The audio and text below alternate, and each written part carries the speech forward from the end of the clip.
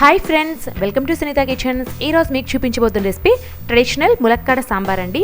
చాలా ఈజీగా మనం ఇంట్లోనే టేస్టీగా ఉండేలా ఈ ములక్కాడ సాంబార్ని ప్రిపేర్ చేసుకోవచ్చు. ఇప్పుడు ఈ ములక్కాడ సాంబార్కి కావాల్సిన ఇంగ్రీడియంట్స్, తయారీ విధానాన్ని చూద్దాము. ముందుగా కట్ చేసి పెట్టుకున్నటువంటి ములక్కాడలు ఒక 4 తీసుకొని ఈ విధంగా కట్ చేసి పెట్టుకున్నానండి. ఈ సైజు ముక్కలుగా కట్ చేసి పెట్టుకోవాలి. అలాగే ఒక నిమ్మకాయ సైజ్ అంతా చింతపండును వాటర్లో నానబెట్టి పెట్టుకోవాలి ఒక 15 నిమిషాల ముందుగానే. అలాగే ఉడికించి పెట్టుకున్నటువంటి కందిపప్పు మిశ్రమము, ఇది 150 గ్రామ్స్ వరకు ఉంటుంది. ఈ విధంగా మెత్తగా ఉడికించి మ్యాష్ చేసి పెట్టుకోవాలి. అలాగే ఆయిల్ వచ్చేసి 3 టేబుల్ స్పూన్స్ పడుతుంది. సాల్ట్ రుచికి సరిపడా. అలాగే పోపు దినుసులు ఆవాలు, జీలకర్ర, మినపప్పు, శనగపప్పు అన్ని కలిపి 1 టేబుల్ స్పూన్ తీసుకోవాలి. అల్లం వెల్లుల్లి పేస్ట్ 1/2 టీ స్పూన్. క్రష్ చేసి పెట్టుకున్న వెల్లుల్లి రెబ్బలు ఒక 5-6 తీసుకోవాలి. అలాగే హోమ్ మేడ్ సాంబార్ పౌడర్ అండి, ఇది 2 టేబుల్ స్పూన్స్. అలాగే ధనియాల పొడి 1/2 టీ స్పూన్. కారం 1 టేబుల్ స్పూన్.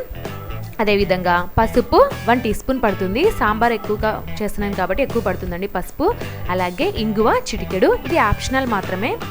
అలాగే కట్ చేసి పెట్టుకున్నటువంటి వెజిటేబుల్స్, టమాటాలు 2 పెద్దవి, కరివేపాకు 2 రెమ్మలు, బెండకాయలు ఒక 4, అలాగే ఉల్లిపాయలు 2 ఈ విధంగా రౌండ్గా కట్ చేసి పెట్టుకున్నాను. పచ్చిమిర్చి ఒక 4, క్యారెట్ వచ్చేసి ఒక పెద్దది, అలాగే కొత్తిమీర కొద్దిగా. ఇప్పుడు తయారీ విధానాన్ని చూద్దాము. ముందుగా నేను స్టవ్ మీద వెడల్పాటి పాత్రను పెట్టుకొని అందులో 3 టేబుల్ స్పూన్ల ఆయిల్ని వేసి మీడియం ఫ్లేమ్లో హీట్ చేసుకుంటున్నాను. ఆయిల్ బాగా హీట్ అయిన తర్వాత ఇందులో పోపు దినుసులని వేసుకొని వేయించుకోవాలి. అలాగే ఇందులో ముందుగా క్రష్ చేసి పెట్టుకున్న వెల్లుల్లి రెబ్బల్ని కూడా వేస్తున్నాను. ఇది ఖచ్చితంగా వేయాలని ఏం లేదండి, కానీ వెల్లుల్లి రెబ్బల్ని ఈ విధంగా ఆయిల్లో వేసి ముందుగానే వేయించుకోవడం వల్ల సాంబార్కి మంచి ఫ్లేవర్ వస్తుంది. అదేవిధంగా కట్ చేసి పెట్టుకున్న పచ్చిమిర్చి, ఉల్లిపాయ ముక్కలు కూడా వేస్తున్నాను. ఉల్లిపాయ ముక్కల్ని ఇలాగే రౌండ్గా కట్ చేసుకోండి, చాలా బాగుంటుంది సాంబార్లోకి తినేటప్పుడు, చూడడానికి కూడా లుక్ బాగుంటుందండి.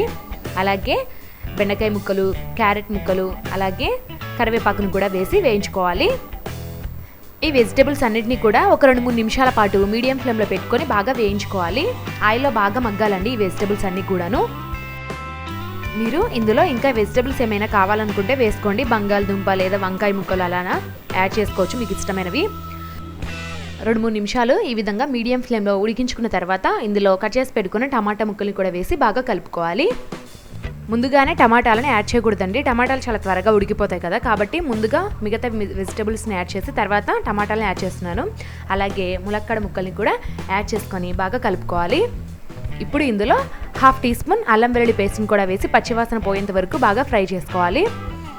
ముందుగానే అల్లం వెల్లుల్లి పేస్ట్ని యాడ్ చేసినట్లయితే అడుగునంతా అతుక్కుపోతుందండి, పాత్రకే సరిగ్గా వేగదు. ఈ విధంగా ముక్కలన్నీ యాడ్ చేసిన తర్వాత అల్లం వెల్లుల్లి పేస్ట్ని వేసి బాగా వేయించుకోవాలి.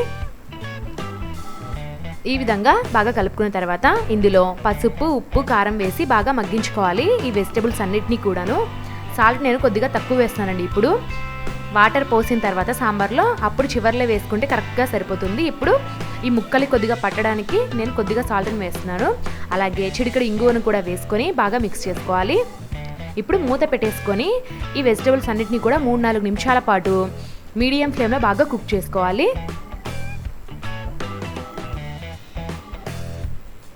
మీడియం ఫ్లేమ్లో ఒక 4 నిమిషాల పాటు కుక్ చేసుకున్న తర్వాత మూత తెరిచి చూద్దాము.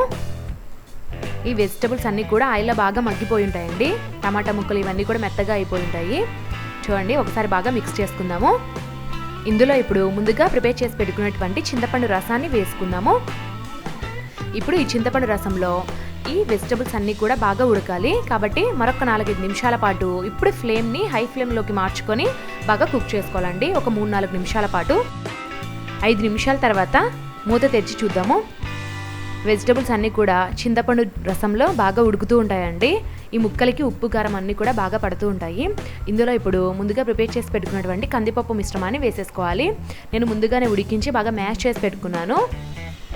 ఈ విధంగా బాగా కలుపుకున్న తర్వాత ఇందులో తగినన్ని వాటర్ పోసుకోవాలి. మీరు సాంబార్ బాగా పల్చగా కావాలనుకుంటే ఎక్కువగా పోసుకోండి, లేదా చిక్కగా కావాలనుకుంటే కొద్దిగా తక్కువ పోసుకోండి. ఇందులో ఇప్పుడు సాంబార్ పౌడర్ని ఒక 2 టేబుల్ స్పూన్స్ యాడ్ చేస్తున్నానండి. ఈ సాంబార్ పౌడర్ని నేను ఇంట్లోనే ప్రిపేర్ చేశాను. ఈ రెసిపీని కూడా నేను త్వరలోనే అప్లోడ్ చేస్తానండి, తప్పకుండా చూడండి. ఇంట్లో ప్రిపేర్ చేసి పెట్టిన సాంబార్ పౌడర్తో ఈ సాంబార్ చేసుకోవడంలో చాలా రుచిగా ఉంటుంది. ఇందులో ఇప్పుడు కొద్దిగా ధనియాల పొడిని, అలాగే రుచికి సరిపడా సాల్ట్ని యాడ్ చేస్తున్నాను. ముందుగా కొద్దిగా తక్కువ వేసాను కదా, ఇప్పుడు రుచికి సరిపడా మొత్తం వేసేస్తున్నాను. ఇప్పుడు బాగా మిక్స్ చేసుకుందాము.